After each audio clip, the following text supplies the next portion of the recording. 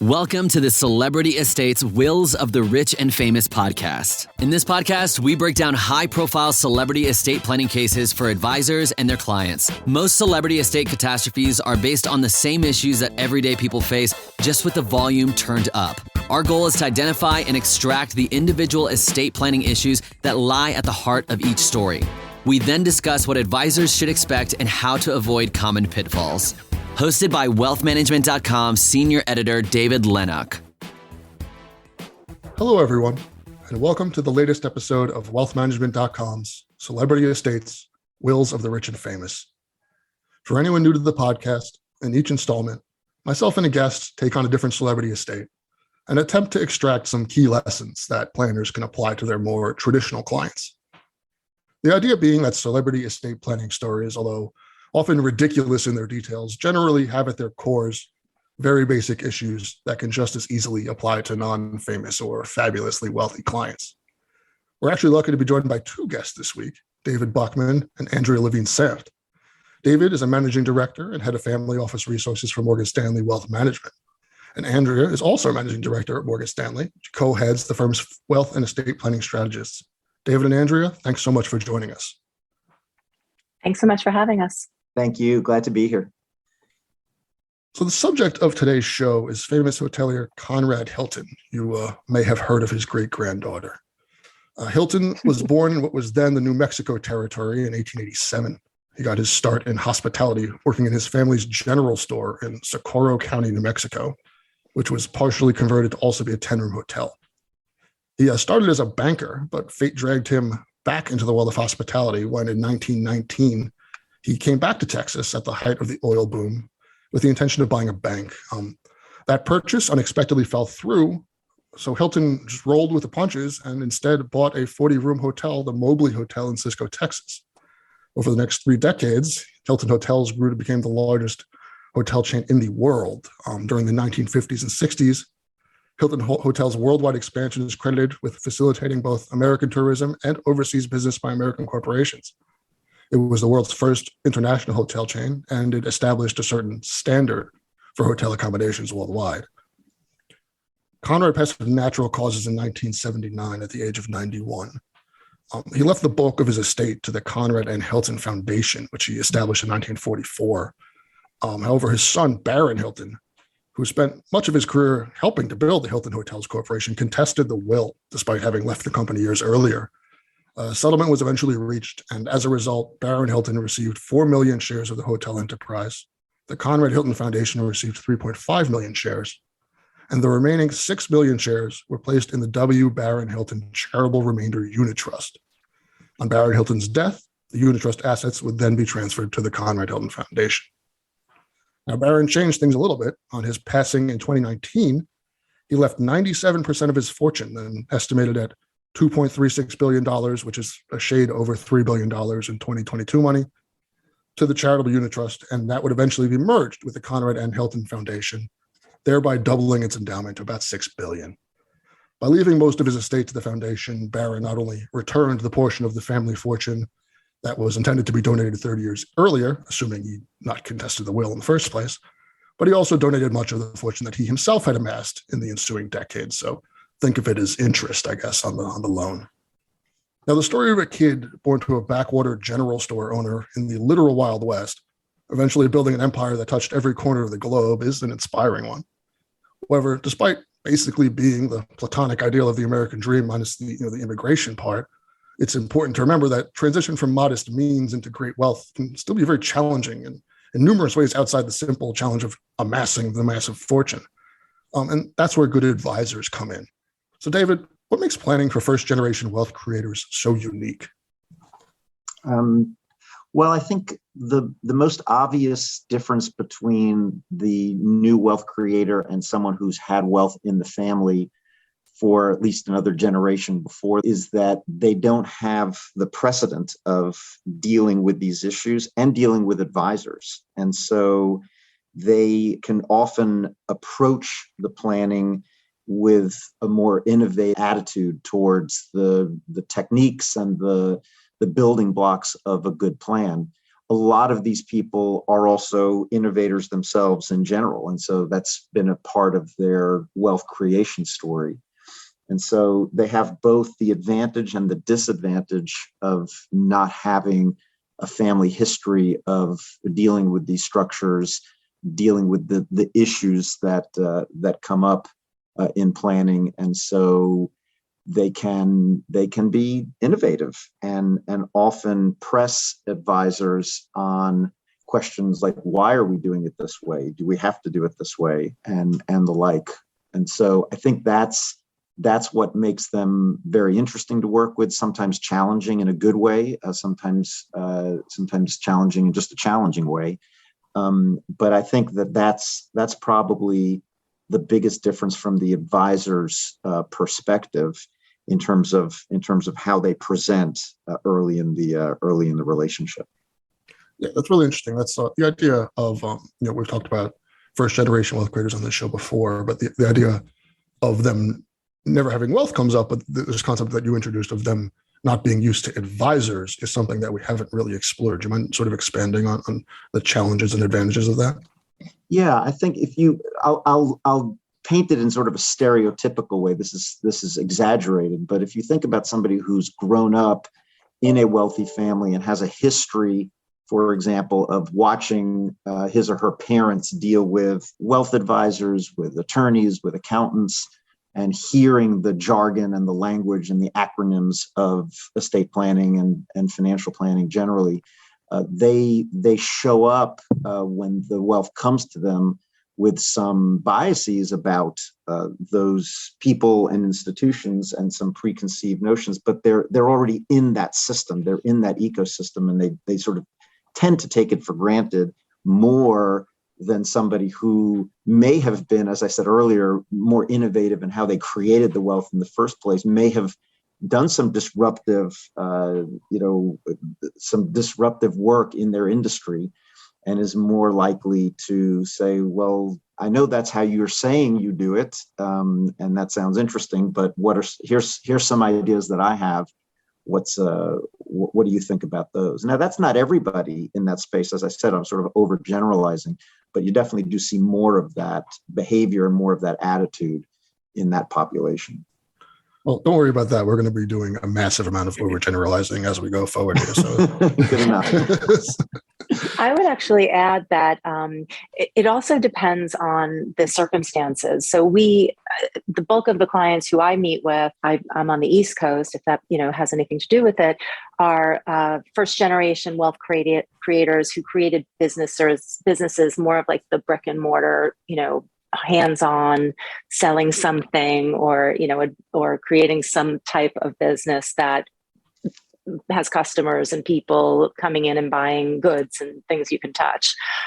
They tend to spend their lives building up the business, and we meet them at a stage where they have families of their own and they're thinking about planning. And it's hard for them to give up control.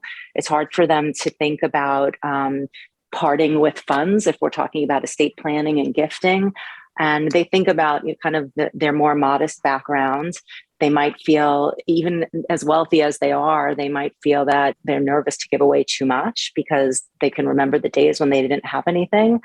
And then also they feel oftentimes like the struggle was what made them successful, was what pushed them. And they want to make sure that their kids can have that same experience. Although, that's the challenge, right?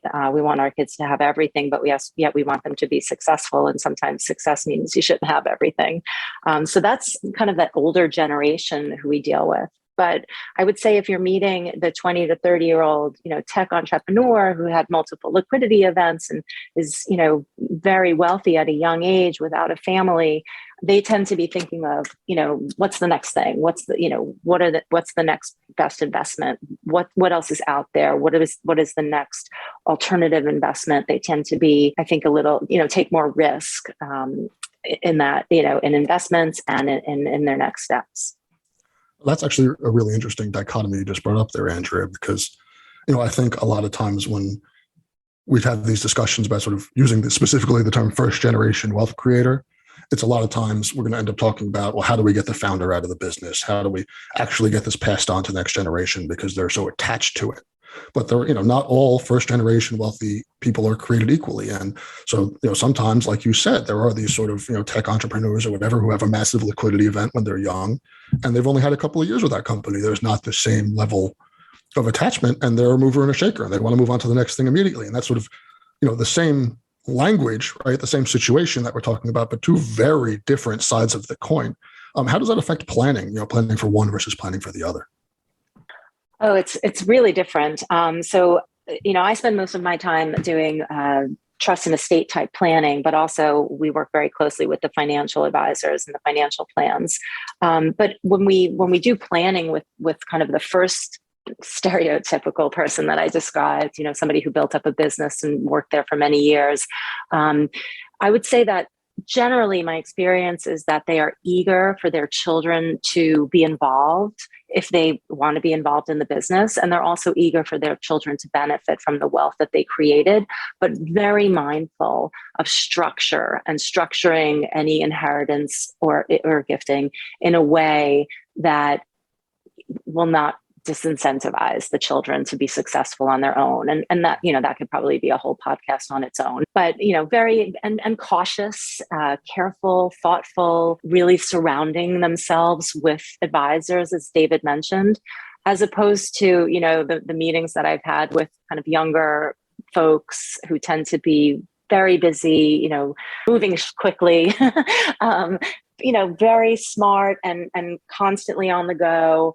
It's very hard to talk to, a 27-year-old person who doesn't have a spouse or a family to think about estate planning for the next generation. It almost doesn't make sense. So we have to really tailor the conversation to who we're talking to. And it might be important to think about planning for parents, or setting aside a nest egg for yourself, or making sure you're insured properly, or that you have cybersecurity, so like the things that we'll talk about with those two types of clients that we described are going to be very, very different. I think, David, if I could also just amplify that to say there's also often a very different approach to philanthropy. Mm-hmm. And so I think that the first type of client that Andrea was describing will take what you probably would think of as a more traditional approach to philanthropy and to the involvement of the family in philanthropy. And it'll follow more traditional paths in terms of how it unfolds. Whereas the younger or newer wealth creator will often be just as innovative and seeking to be a little bit more disruptive when it comes to philanthropy as well. And to the extent that they have not had that long experience of building the wealth and thinking about protecting the family and extending the wealth for multiple generations, sometimes their eyes can be pretty big on philanthropy as soon as they have the wealth. And that can make for some very interesting conversations and within whatever family they do have, and with whatever causes they care about. And so I think that enters into the equation earlier and in a bigger way, in a lot of cases, not in every case, but in a lot of cases. Yeah, I mean, philanthropy is a really interesting topic to explore here, right? I think you have we're sort of comparing sort of the traditional sort of family foundation, sort of like the older, more stable way of doing it with something like the Chan Zuckerberg initiative, sort of a new look at what is, nominally charitable, but not traditionally in a way. I think this idea of younger clients, sort of more immediately first generation wealthy clients, coming with more ideas and more innovation is a very interesting one. I think if you ask most advisors, the stereotype would be that, like they would think of like a lottery winner who is sort of coming in just like a babe in the woods and is just completely lost. But I guess that's where the personality type, the sort of type A alpha, creator that it takes to be to have that liquidity event in the first place, because that's what separates it from someone who just bought a lottery ticket and got lucky. That's 100%. Yeah, I'm sorry to talk over you, David. I'm just thinking of a couple of the clients who I sat with recently, younger, wealthy clients who built their own businesses, mostly in the tech space. And they come to me like with a laundry list of acronyms and, my friend did this type of trust and I want to do a grad and an Inc. trust. And can you explain to me? Like they're very well prepared and they've done a lot of research on their own. So it is very different than somebody kind of just walking up and saying like, wow, I just found this wealth. What do I do? I have no idea. In my experience, they're very prepared. Yeah. And I do think there's also they have a greater tendency to discuss planning in their community of like-minded and similarly situated people. Whereas the first case that Andrea set out earlier, the sort of longer haul to create the wealth, they're sometimes a little bit more private, a little bit more isolated, and they'll look to advisors to say, what makes sense, what do you, the advisors, recommend, what do you see clients like me doing? Whereas the newer wealth, we have to come up with the exact word for it, but the faster or newer wealth, they're likely to come in with a community of friends that have done A, B, or C, and they're thinking maybe we should do that too. And that's I think one of the challenges for advisors working with these folks is that they are in many ways as intentional and thoughtful as anybody else about their planning. There's no question about it. They have a real, they've been very intentional and thoughtful about it.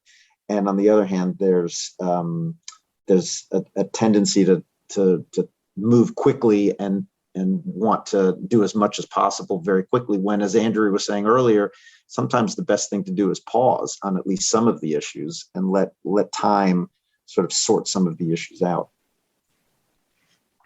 It's really interesting because, a big part of an advisor's job is sort of keeping the client under control and saying no without saying no. But it's interesting to compare that idea of trying to rein in, I guess, for lack of a better terms, sort of the clients on the opposite ends of the spectrum. And obviously there are people all along the spectrum. It's not just sort of older and younger and, built and with Cleary event. Those are just sort of helpful markers for us right now. But sort of, you're trying to, sort of an older business owner, older business builder with a business as part of the family comes to you with an idea that's maybe not so great, and you have to tell them no. They're just not used to ever hearing no because they're such a force of personality. That they sort of force these things into being. And then you have a younger person who's heard no a million times, but they're still not going to listen to you say no because they've just always found a way to work around it. Yeah, I think the best way to look at it is not so much reining in as it is sort of helping them focus, and pick from the various things that they've been exposed to and that they come in with some ideas about, and sort of get organized and focused, which they generally appreciate, right? That's why they're coming, is to say, I've heard a lot, I've seen a lot, but what's the best thing for me right now? And I don't know, Andrea, if you agree that from the ones that when we've worked on situations together, it does seem as though there's a difference between the client who comes in looking with a blank slate versus the client who comes in trying to sort through and organize a variety of ideas.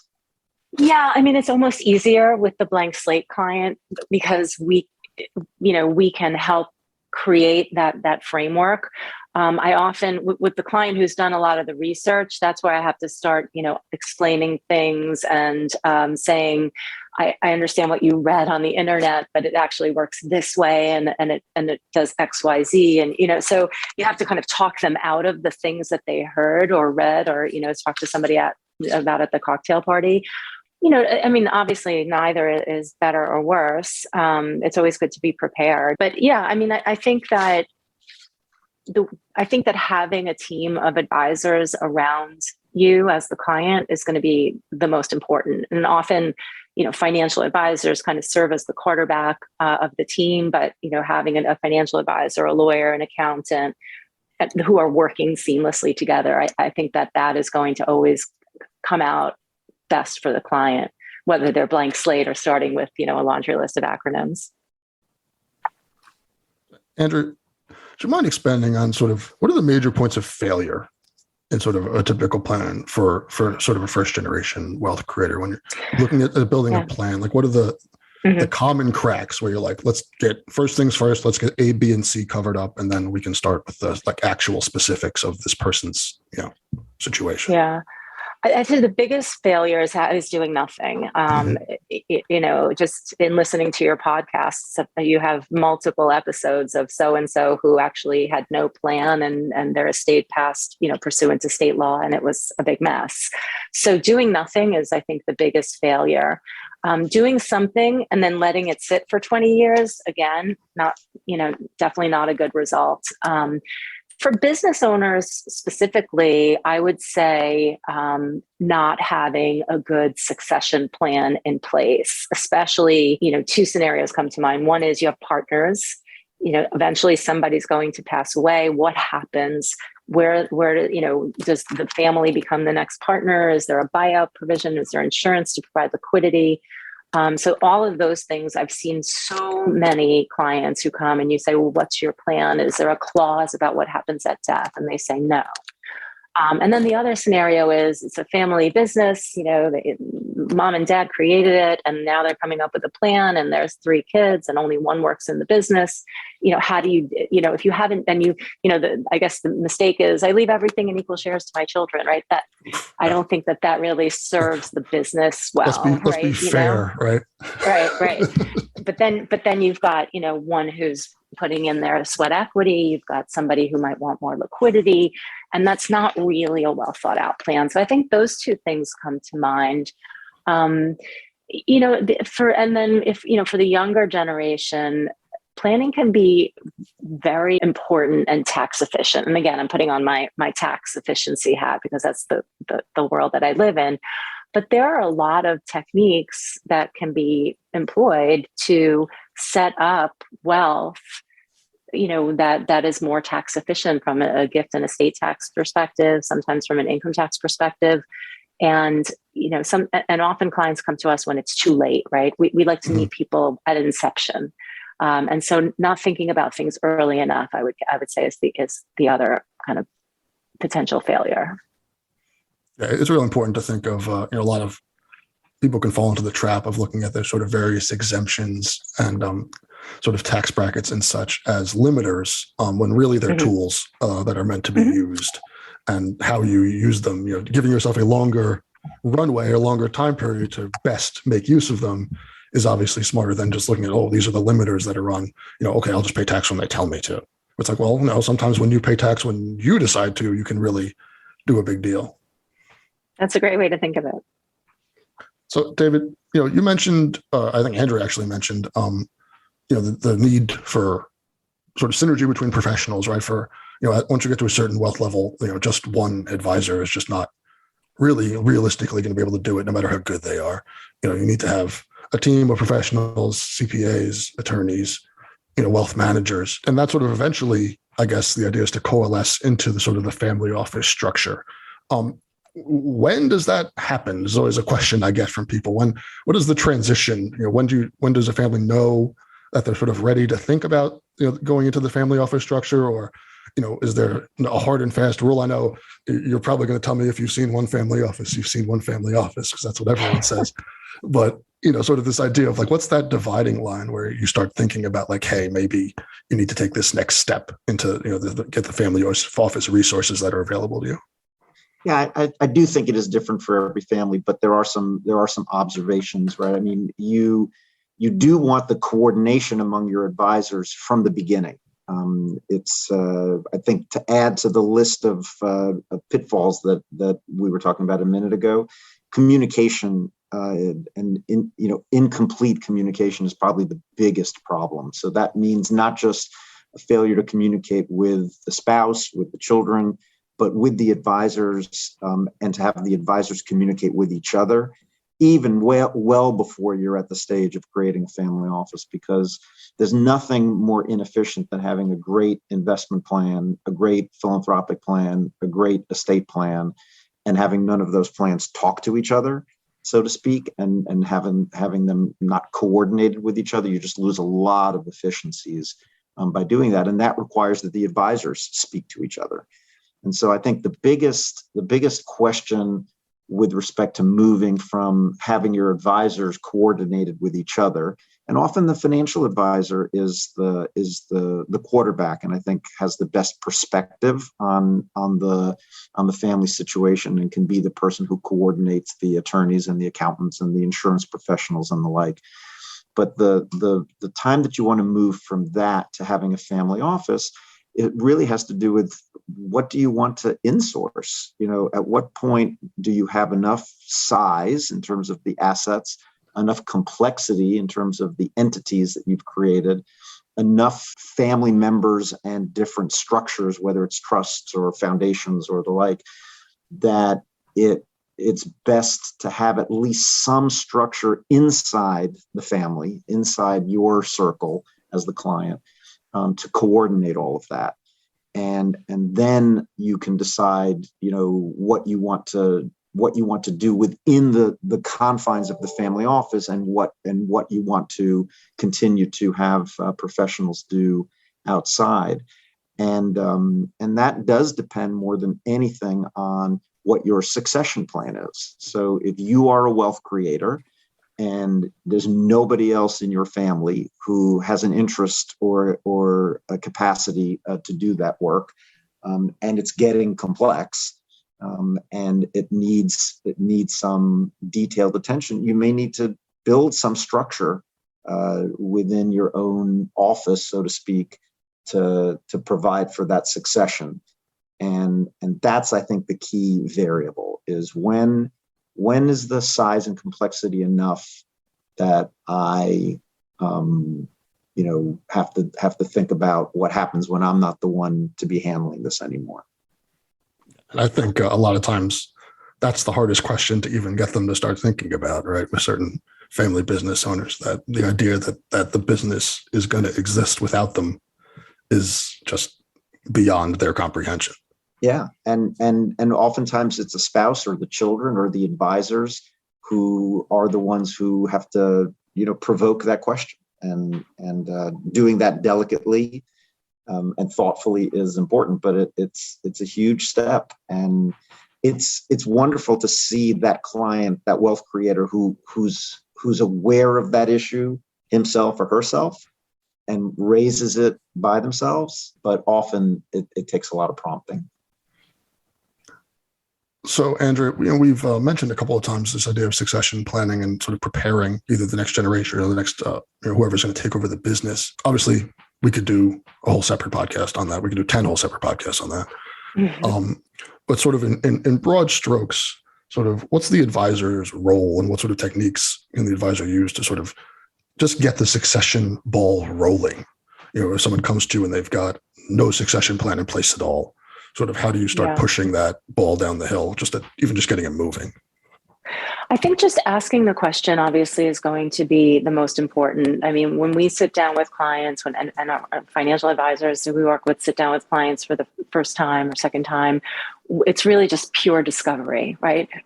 And it's really not just tell me what's on your balance sheet, give me your documents. It's what's important to you. What are your goals? What is it that you want to see happen?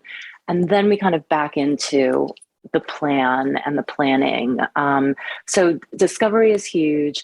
And then, getting a little technical, getting your hands on formation documents, governing documents, and any trusted estate planning that's been done. We're lucky enough that we're the family office resources group that David runs and I'm a part of.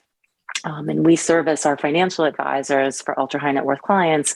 So they bring us in and they say, hey, this is bringing one of my experts who talks about succession, who talks about estate planning, so that they can help uncover what we need to do.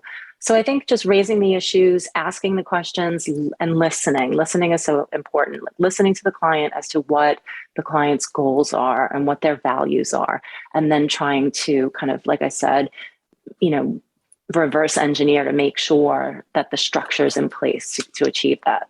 That's about all the time that we have for today. I'd like to thank our guests, David Bokman and Andrea Levine-Sanft, for being just great guests and for being great sports and sort of taking on what have been sort of extremely broad and complex topics and doing a good job of trying to squeeze them into sort of a 25-minute general podcast. Thank you so much, guys. Thank you. It was a pleasure. Thank you. And for all listeners, I'll see you, or I guess you'll hear me, on the next episode of Celebrity Estates, Wills of the Rich and Famous. Thank you for listening to the Celebrity Estates Wills of the Rich and Famous podcast. Click the subscribe button below to become notified when new episodes become available.